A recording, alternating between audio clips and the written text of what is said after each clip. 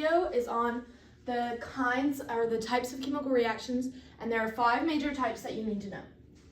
The first is a combination or the synthesis reaction, which just means you're going to have multiple reactants and one product. Super easy. They're just, your reactants are combining to form one product. Your decomposition reaction is the opposite. Since to decompose is to fall apart, you're going to start with one reactant and you're going to have multiple products. This one is going to require energy because you're having to break something apart into 2.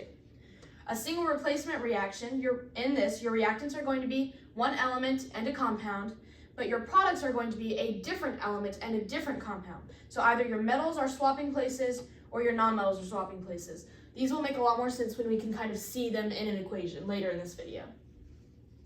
All right, your double replacement reactions. In these, 2 things are replacing each other because it's a double replacement reaction. Your reactants are going to be 2 aqueous or aqueous ionic compounds or salts.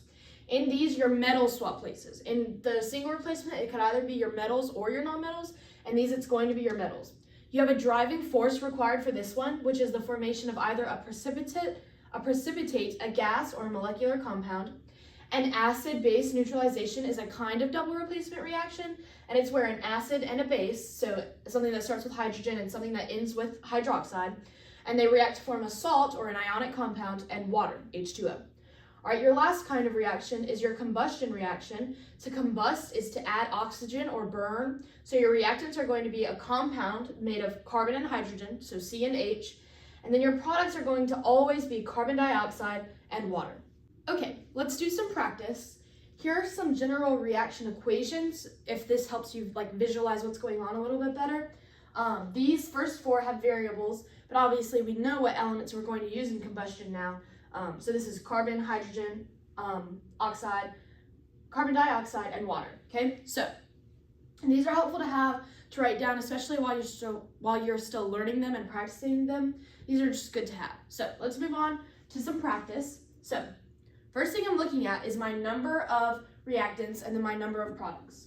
I have 1 reactant, but I have multiple products. So that's sounding to me like a decomposition, where I have this one compound and it's falling apart, okay? So I'm going to write decomposition reaction right here,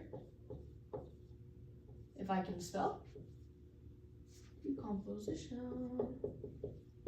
reaction. Okay, now I'm looking at the second one.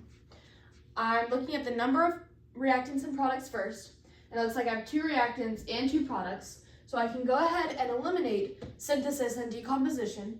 So now I'm looking at these last 3.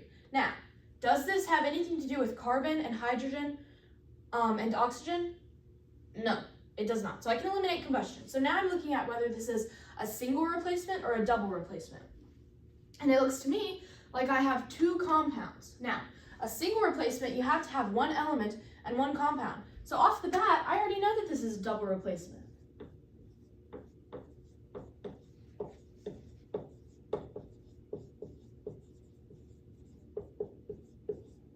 And you can also tell what it is without looking at the other kinds of reactions or thinking about them, just because my silver and sodium, they swap anion partners. My NO3 and my chlorine are going to switch places. So that's how I know I have a double replacement, because I'm dealing with these compounds. All right, so now moving on to this next one.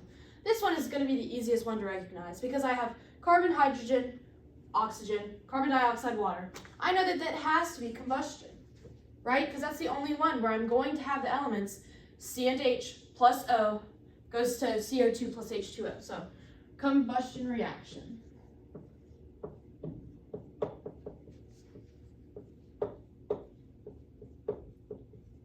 Okay. All right, now I look, and I'm going to look at the number of things first. So I have 2 reactants and 1 product. That sounds to me like a synthesis or a combination reaction.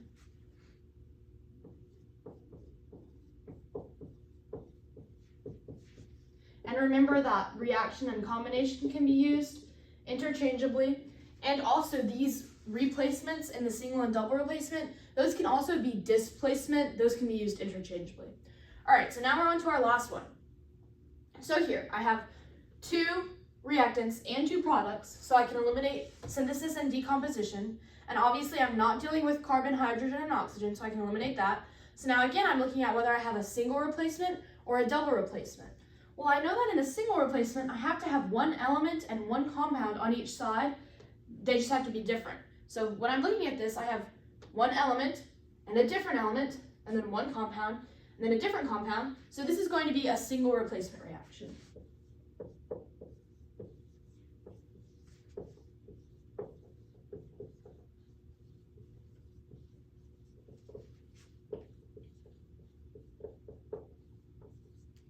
And that's it. Not bad at all. Just remember what's going on in each reaction and what are your rules. And using the process of elimination is really helpful because off the bat, normally you can eliminate at least 3 from the get-go. So, super duper simple. Just make sure that you know what you're looking for.